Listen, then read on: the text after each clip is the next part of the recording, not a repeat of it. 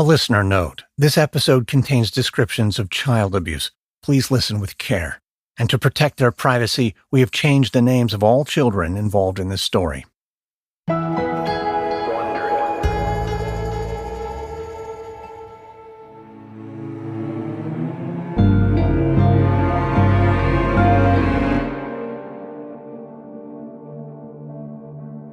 It's late on September 11th, 1950, at the Tennessee State Capitol in Nashville. There's a buzz of anticipation in the press briefing room as reporters from across the state take their seats. Everyone is wondering what could be so urgent that the governor has called a press conference. One of the last to find her place is Nellie Kenyon, a 51-year-old reporter for the Nashville Tennessean. She's been doing this job long enough to know that an announcement made this late in the day is either very good news or very bad. The room falls silent as Tennessee Governor Gordon Browning walks in, flanked by several officials. The governor's round face is unusually solemn. As he steps up to the podium, Kenyon edges forward in her seat, her notepad and pen at the ready. Good evening. Thank you all for being here so late. I appreciate it. I understand there are various rumors circulating, and I want to go on the record with you as soon as possible. Earlier this month, under my orders, investigators began looking into claims that a black market adoption ring is operating in the city of Memphis. After their initial inquiries, we believe those allegations have merit. So I can announce tonight that we are launching a full-scale investigation into the activities of the Tennessee Children's Home Society. Governor Browning looks up from his notes to look directly at the reporters. Now, while that investigation continues, I can't say too much, but let me be clear. There can be nothing more revolting than the trafficking of babies for profit. If that's proven to be the case in Memphis, I propose to use whatever means necessary to make those guilty accountable for their actions. Now, I know it's late, but I'll take a few questions. Kenyon shoots her hand up. Yes, you there. Thank you, Governor. Nellie Kenyon from the Tennessean. How long do you think this black market trade has been going on? And do you have any idea how many victims there might be? Yes, I've spoken with the heads of various agencies, both here in Nashville and in Memphis, and they've confirmed hearing rumors about something like this for several years. But for whatever reason, my predecessor didn't act. So you will have to ask him why. I am taking action now. And the victims, sir? Do you know how many? It's really too soon to say. Well, what are we talking? Dozens? Hundreds? Potentially thousands. Browning looks away to another journalist, but Kenyon isn't done yet. Governor, one more if I may? Yeah, go on. Do you believe this was the work of multiple people colluding, or are you investigating a single person? Well, it's still too early to rule anything out at this stage, but our attentions are focused solely on the Memphis branch of the Tennessee Children's Home Society and its head, Miss Georgia Tann. All around the room, journalists scribble down this crucial detail. But Kenyon knows there's no point trying to reach Georgia Tann for comment. Earlier this week, Kenyon read a press release sent out by the Tennessee Children's Home Society. According to that statement, Tann is gravely ill. She's been confined to her bed for several weeks and is unable to receive visitors. But now, as Kenyon listens to the governor answer questions from other reporters, she can't help but wonder if Tann's illness is genuine, or if she got word about the impending investigation and is simply trying to hide. Either way, there's nothing she can do now. The truth about Georgia Tann is about to be revealed.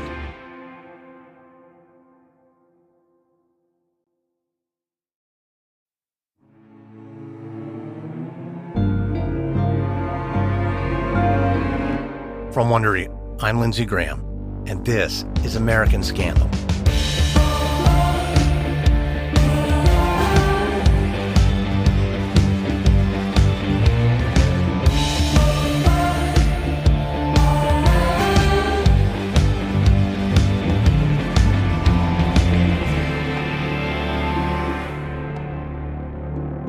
In September 1950, Tennessee was rocked by revelations that an illegal adoption ring had been operating in the city of Memphis for more than 2 decades. Georgia Tann of the Tennessee Children's Home Society was named as the mastermind behind a criminal operation that had seen hundreds of children kidnapped, taken from their families, and sold to new parents on a black market. Tann was far from a minor figure. By 1950, she had built up a national profile as an advocate for adoption. She had advised First Lady Eleanor Roosevelt on the subject during the 1930s and was personally invited to the inauguration of President Harry Truman in recognition of her work. Through her efforts, Tann had helped transform how orphaned and abandoned children were cared for in America. Once, adoption had been uncommon and stigmatized as something unnatural, but by 1950 it was seen as a respectable and laudable way of finding new homes for children in need. But behind the facade of charity and kindness, however, Tann was ruthlessly using her position to become rich and powerful at the expense of the vulnerable. She removed children from loving homes through deception, coercion, and the abuse of institutions designed to protect them. But she did not act alone. A powerful network of politicians, judges, doctors, nurses, and social workers aided and protected Tann for decades. Some of them profited from the trade in babies. Others simply knew when to look the other way. But all of them helped Tann build and maintain her cruel business. And by the time questions were finally asked about what was really happening at the Tennessee Children's Home Society, it was too late. This is episode 1, The Judge's Daughter. It's 1915 in the small town of Hickory, Mississippi. Car turns off a country road, and the dim glow of its headlights illuminates a ramshackle cabin just visible through the trees. The car comes to a halt, and a thick-set man in his mid-50s climbs out from behind the wheel. Judge Georgia Tann stares at the cabin, just listening for a moment. The front door hangs slightly open, but the windows are dark, and the cabin is silent. Judge Tann then turns back to the car, and in a clear, strong voice calls for a flashlight. His 24-year-old daughter, Georgia, quickly emerges from the car with a flashlight in one hand and an oil lamp in the other. She hands the flashlight to her father and then lights the lamp. Together, they head toward the house. Normally, both Judge Tann and Georgia would be in bed by now, but an urgent phone call interrupted their evening and brought them out to this secluded cabin. Earlier today, a local woman was arrested for intoxication. She's a known drug addict, and as punishment, the authorities detained her in an asylum, along with her children. But around an hour ago, the woman came down off her high and then began screaming for her baby. But the police hadn't taken any babies. They thought the woman only had school-age children, and they were all accounted for. That's when Judge Tann was called. He sits on the bench of Mississippi's 2nd Chancery District Court, which means he handles most of the region's custody and orphan cases. He also lives in Hickory, just a short drive from this cabin. So officials at the asylum asked him if he could check on the woman's house and see if there was anything to her claims of a missing baby. And when Judge Tann's daughter, Georgia, heard about this request, she insisted on coming along. Judge Tann doesn't mind that she's here. In fact, he thinks dealing with lost children like this is women's work. Though as he looks at Georgia, he can't help feeling she's not turned out as much of a lady. As usual, she's wearing slacks and a flannel shirt, and with her recently cropped hair, in the darkness, she looks more like a man than a woman to her father.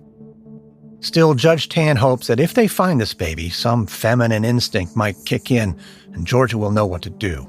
So reaching the front porch, Judge Tann eases the door, and they both head inside. It's the smell that hits them first, a lingering, sickly sweet odor of rotting food and unwashed clothes. And as they begin their search for the missing child, Judge Tann can't help complaining on where his career has taken him. He thought that when he was elected as judge last year, it would have been the proudest appointment of his life.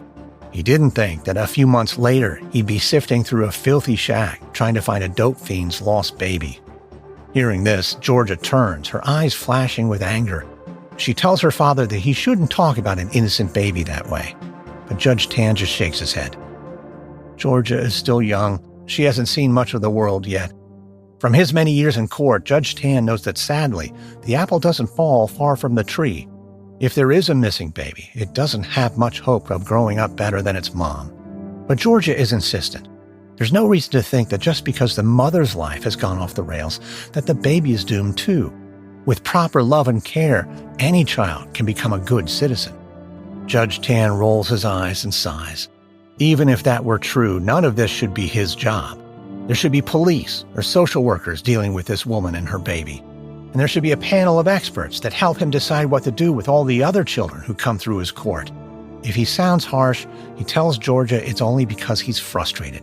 He does want to help children, but he doesn't have the tools he needs. Suddenly, Georgia holds up her hand for silence. Something is moving. It could just be a rat, but it's the first sign of life they've heard. They stand and listen for a moment. The rustling noise comes again. Georgia follows the sound to what looks like a pile of rags on the couch.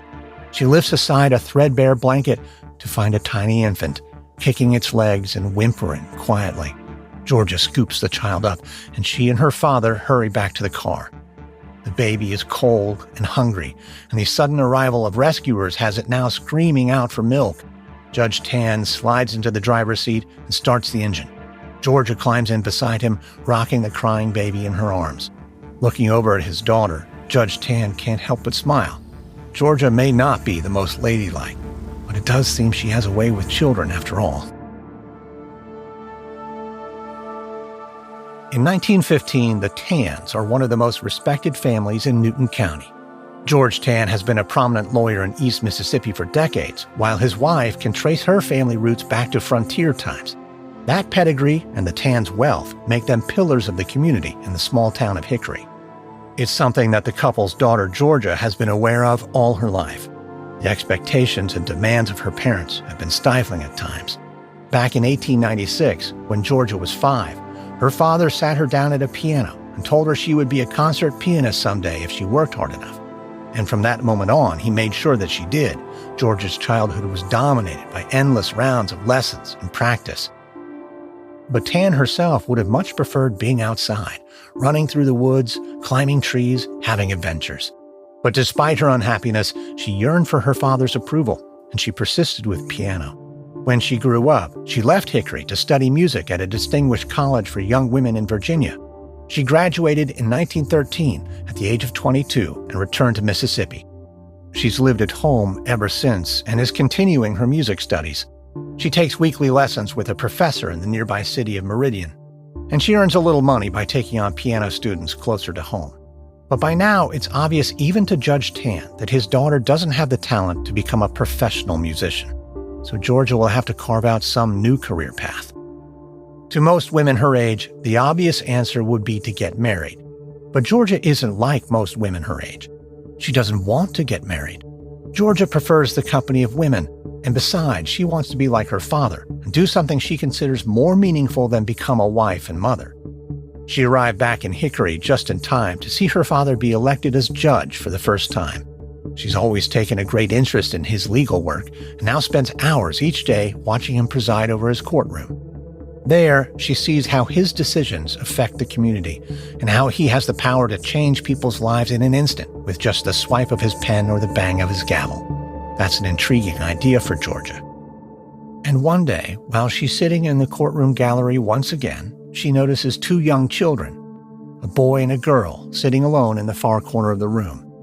Between cases, Georgia approaches her father and asks about the children. He explains that they've been abandoned by their parents, who either can't afford to care for them or just don't want to. So Judge Tann is placing them in a local orphanage, and he's just waiting for a representative to pick them up. Hearing this, Georgia makes her way to the corner where the siblings are clinging to each other, their eyes wide and frightened. But despite this, Georgia can see that both are attractive children, with sweet faces framed by charming soft curls. She doesn't know how or why they came to be separated from their parents, but she's sure she could arrange a better future for them than life in an orphanage. Over the next few days, Tann begins knocking on the doors of the wealthier families in and around Hickory. She's become determined to find a home for the abandoned siblings. But despite her family name and her father's position, Georgia knows it's an uphill battle. Adoption was first formalized in law in the United States back in 1851 and slowly became more common over the decades that followed. But in the early 20th century, the number of children finding new homes through adoption remains low. The process is widely regarded as unnatural and is associated with the disgrace of unmarried mothers. So instead, it's still large-scale institutions like almshouses and orphanages that handle most children in need of care. So it's not surprising that at first, Tann struggles to find anyone to accept the abandoned brother and sister. But she firmly believes that families are the best place for children, not orphanages. So she looks at these first rejections as lessons and starts honing her pitch. Eventually, about 3 weeks after she first set out, Tann finds a couple willing to adopt the two young children. And when she's there to oversee the arrival of the brother and sister at their new home, Tann feels a rush of satisfaction. She did this, just like her father. She's changed these children's lives forever. It's an intoxicating feeling, and one she wants to experience again. Soon after her success with these abandoned children, Georgia Tann pays her father a visit in his chambers. His robes hang on a coat rack by the door, and shelves full of law books line the walls. All through her teenage years, Georgia studied those books, learning statutes and case law. Now she takes a seat across the desk from her father, crossing her ankles neatly as she knows he likes. She's dressed more conservatively than usual in a simple dark dress and necklace given to her by her mother. That's because she's made an important decision about her future, and she needs her father's approval to make it happen. Georgia glances up at the clock. She knows she doesn't have long before her father must be back in court. "Father?" Yeah? He doesn't look up from his work, but Georgia goes on. "I've been thinking about those two children that I helped. Yeah, what about him?" It made me reflect on what I wish to do with my life." Judge Tann looks up from his work now, the hint of a smile creeping out from behind his mustache. "I'm pleased to hear that, Georgia. I was very impressed. Your mother and I both were. Thank you. The female nurturing instinct is at the heart of any well-ordered society, I believe, and it shows growing maturity on your part that you no longer seek to dismiss such a natural part of yourself." "Oh, no, Father. Helping those children made me realize I want to make a difference to people's lives the same way you do. I want to be a lawyer." "A lawyer? You've already taught me so much. I'm sure with a little more study, I could pass the bar. I'd be the first woman lawyer in Newton County, maybe in all of East Mississippi. If you would just agree to teach me, I know I can do this." Judge Tann is silent for a moment, then looks at his daughter. "I have no doubt you could pass the bar, and you would make a formidable opponent for anyone unlucky enough to face you in court." "Oh, thank you, Father." But my answer is no. No, I've indulged your interest in my work. The knowledge of the law is a boon for anyone, but practicing it is not a respectable profession for a young lady. But there are woman lawyers, not in Newton County, and not my daughter. Now, with that settled, I must get back to court." Judge Tann gets to his feet, but Georgia isn't done yet, and as her father gathers his things, she continues to press her case. "Oh, you know I was never going to be a concert pianist. I am a woman grown. Why can't I choose the course of my own life? Georgia, I let you go to college. I have not forced you into marriage. I have tolerated your unorthodox nature. With the piano, I have simply strived to show you a suitable path, and now you are rejecting that too. Oh, I've always hated the piano. I hated it." The color drains from Judge Tann's face. "I will not train you, and that is final. I do not think that any of my colleagues will help you either. There's not a lawyer in Mississippi who will take you on against my wishes. Then I'll go elsewhere. And how will you support yourself?" Georgia has no answer to that. Fuming, she gets to her feet and storms out of her father's office. Georgia knows she won't become a lawyer. Her father is right. He's too well respected for any of his colleagues to go against his wishes and train her themselves. But she's still determined to make a difference and become someone important one day. She'll just have to find another way.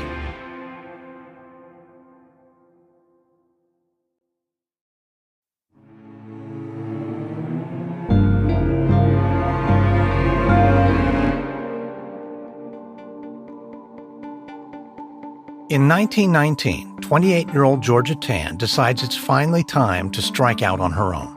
That summer, she moves around 70 miles west from her hometown of Hickory to the city of Jackson, where she takes a job at the Mississippi Children's Home Society.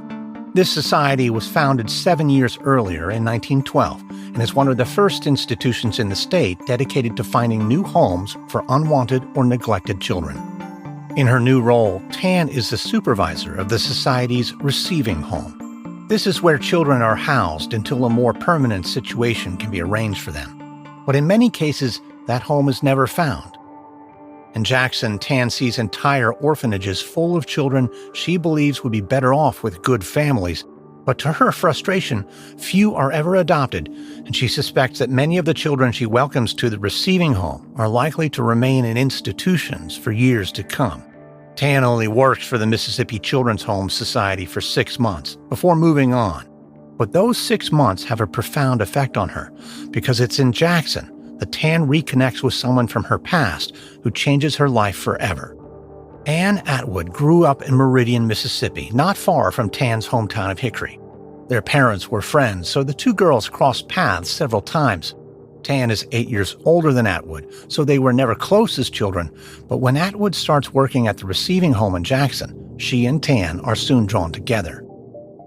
Atwood is a short and delicate-looking woman who loves to paint, a complete contrast with the broad-shouldered Tann. But the attraction between them is irresistible, and they begin a secret romance. It's an unexpected development for Tann, who never imagined that a relationship like this was possible. She might have entertained crushes or even flirtations with other young women at college, but the thought that she would meet someone like herself out in the real world didn't cross her mind. Suddenly, though, Atwood has appeared, and Tann's future doesn't look quite as lonely. So when Tann leaves Jackson in January of 1920, Atwood goes with her. Tann briefly takes a post at a children's home in Texas, but that job ends the following year, and by early 1922, Tann and Atwood are back in Mississippi. And it's there where Tann hears about a troubled family living near her parents in Hickory. Iris Humphrey is widowed and pregnant. She also has diabetes, 2 young children, and no money. It's a terrible situation, and Tann intends to do something about it. Iris lives on a quiet street that's little more than a dirt track running beside a field. Pulling up outside the house, Tann casts a disapproving gaze over the peeling paint and overgrown yard. She pats her pocket to make sure she has everything she needs, and then climbs out of the car. She ignores the front door and instead makes her way through the thick grass at the side of the house. As she gets further from the street, Tann can hear the unmistakable sounds of a child at play. At the back of the house, 3-year-old Robin Humphrey is racing about the porch, his black hair tousled and his brown eyes bright with excitement. Through a window, Tann can see the boy's mother, asleep inside. To Tann's eyes, Iris Humphrey looks disheveled and sickly, in no state to look after children. So Tann moves closer to the porch until the boy notices her. She smiles as warmly as she can and reaches into her pocket. The boy watches carefully, then grins as he sees what Tann has in her hand, a piece of shiny red and white candy. When she holds it out to Robin, he rushes forward to grab it. Tann gives him the candy and then shows him her pocket where there's plenty more where that came from. Tann beckons Robin to follow her, and she doesn't have to ask twice. Thinking only of the candy, Robin toddles after Tann all the way through the long grass back to her car.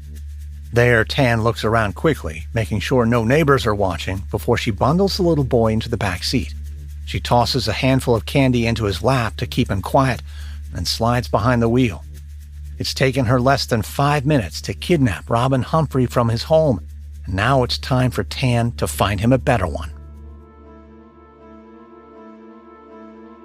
After abducting Iris Humphrey's son, Tann drives him directly to her father's courthouse in the nearby town of Meridian. Father and daughter have put their previous disagreements behind them, and Tann hasn't mentioned her dream of becoming a lawyer again. For his part, Judge Tann seems pleased that Georgia has instead found what he considers a suitable feminine career in childcare. So once she arrives at the courthouse, Georgia is able to present her father the little boy. She tells him that Iris Humphrey is not able to care for Robin, so she's taken matters into her own hands. Judge Tann doesn't need much convincing. The Tanns have always looked down on poorer people like Iris, and he can easily believe the type of woman Georgia describes could not possibly provide a suitable home for a child like this. So the judge immediately has papers drawn up declaring that Iris Humphrey is an unfit mother and that she has abandoned Robin. When he signs the document, he effectively severs Humphrey's custody over her own son, and after that, all Georgia has to do is find a new home for the boy. It doesn't take her long to settle on local couple Clyde and Zeddy Oakley. Tann tells them the story of poor, neglected Robin, and the young couple can't resist. They've already lost 2 babies during childbirth and are overjoyed to become parents at last, especially to such a bright-eyed, healthy, and affectionate little boy.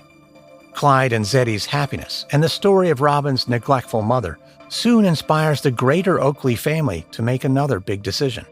About a month after Tann places Robin in his new home, she receives a phone call at her parents' house in Hickory. Yes, this is Georgia Tann. May I help you? Oh, Miss Tann, hello. This is Rufus Oakley. I'm Clyde Oakley's father. Oh, yes, of course, Mr. Oakley. It's a pleasure. How's your new grandson settling in? Everything's going well, I hope. Oh, yes, ma'am. That boy's an angel. Sent from heaven, my wife keeps saying. Sent from heaven. Well, I'm so pleased to hear that, Mr. Oakley. Truly, it makes it all worthwhile. I want you to know that there's been a change in my son, and especially Zeddy. After what they've been through, it's like a weight's been lifted off their shoulders. Well, I can only imagine.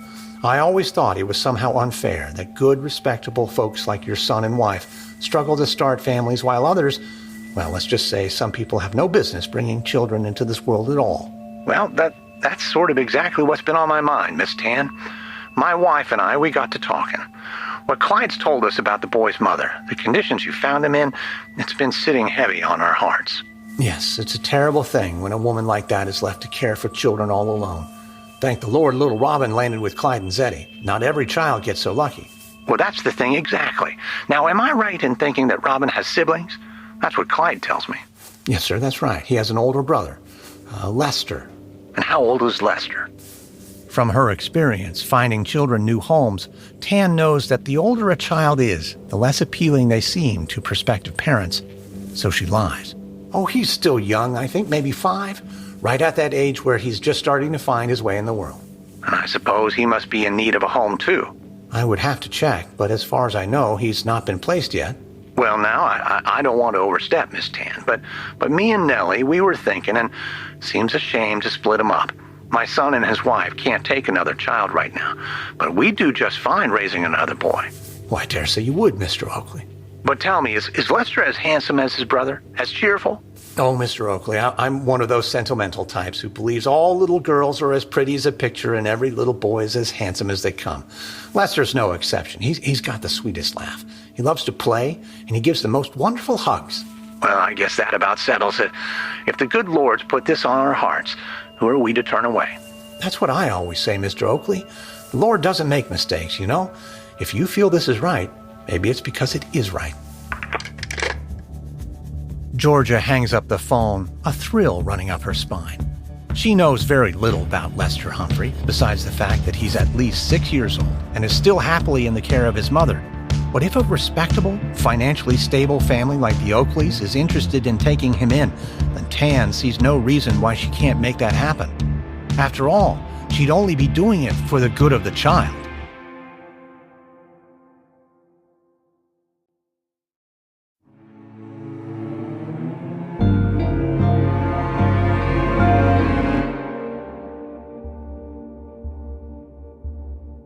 Following her conversation with Rufus Oakley, Georgia Tann returns to the home of Iris Humphrey in Jasper County. This time, she abducts Humphrey's other son, 6-year-old Lester, and once again, she takes the boy straight to her father, Judge Tann, who terminates parental custody. Within days, Tann has given Lester to the Oakleys. Iris Humphrey is left distraught.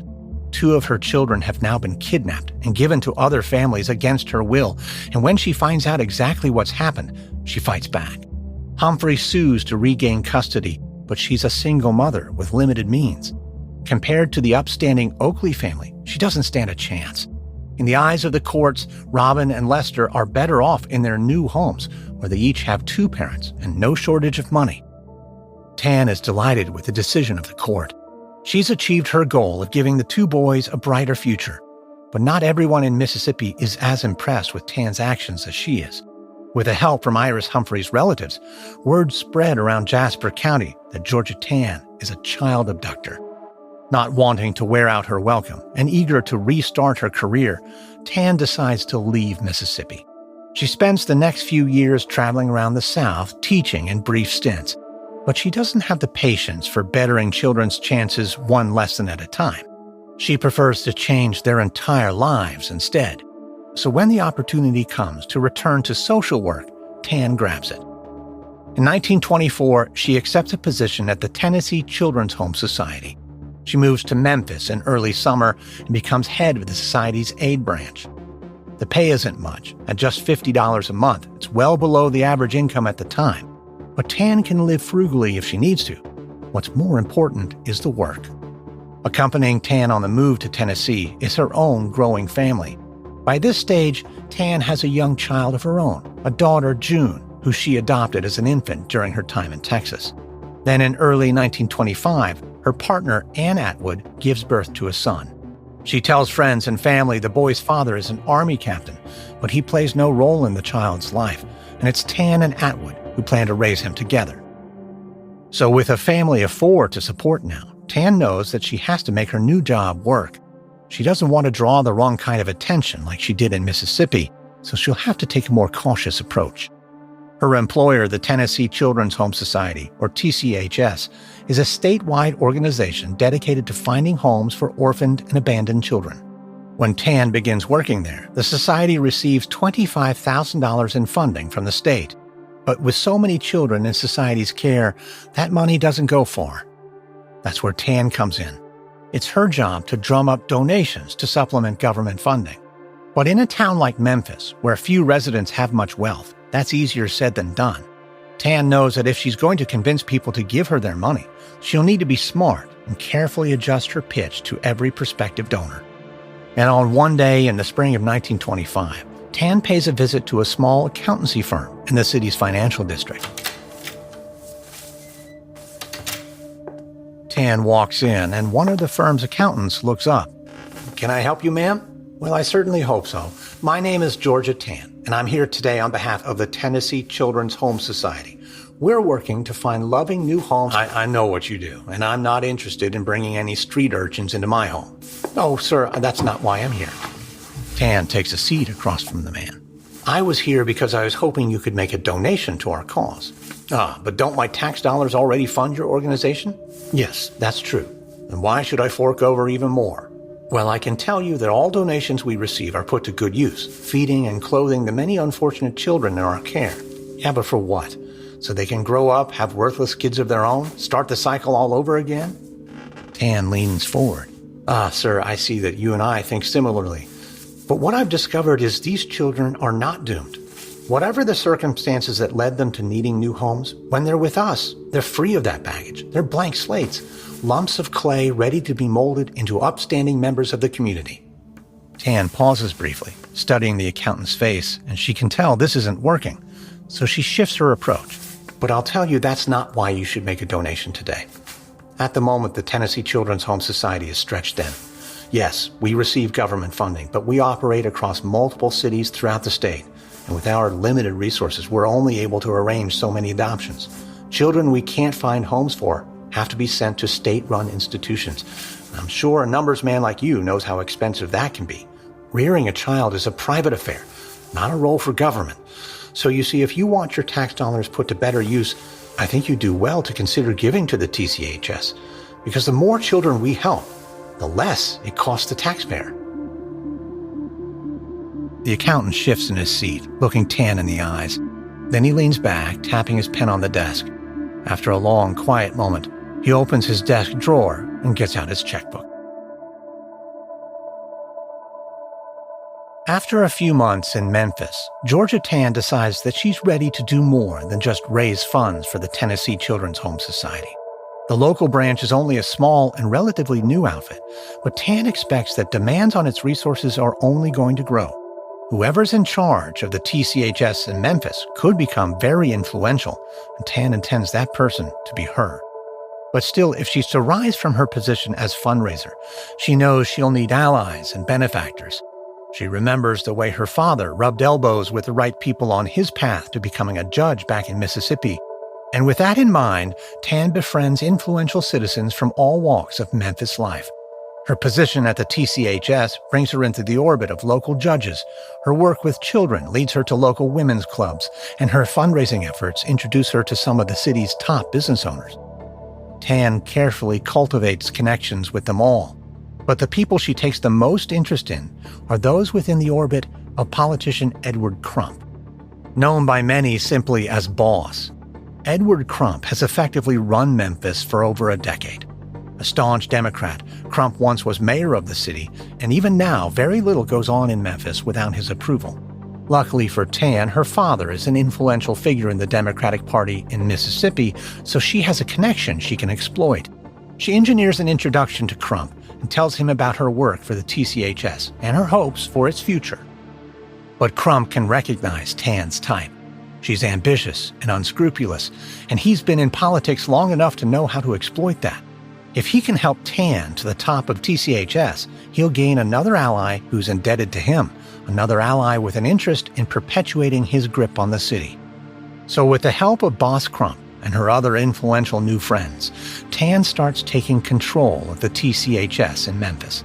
By the end of 1925, Tann is responsible for all of the society's adoptions in the city, and she wastes no time putting that new power to use. One day around this time, 23-year-old Mildred Stoves is working at her desk in the Memphis Department of Public Welfare when she hears a knock on her office door. She looks up to see the formidable figure of Georgia Tann in the doorway. Stove works in the same field as Tann, so she knows her by sight, but she's never seen her like this. Hanging from Tann's arm is a wicker basket decorated with bright ribbons and lace. Tann grins as she places the basket on Stove's desk. Inside is a baby, no more than a few months old, wrapped in a pastel blanket and soundly asleep. Stove can't help but let out a quiet sigh. The baby is adorable, and that's when Tann tells Stoves that the infant is hers. Stoves is shocked. She's never asked for a baby, and as much as she likes children, she doesn't want a baby right now. So she declines this extraordinary offer as politely as she can. Tann's smile turns into a scowl, and she snatches the basket roughly off the desk. With barely another word, she turns and marches away. And in the quiet following Tann's departure, Stoves can't quite believe what just happened.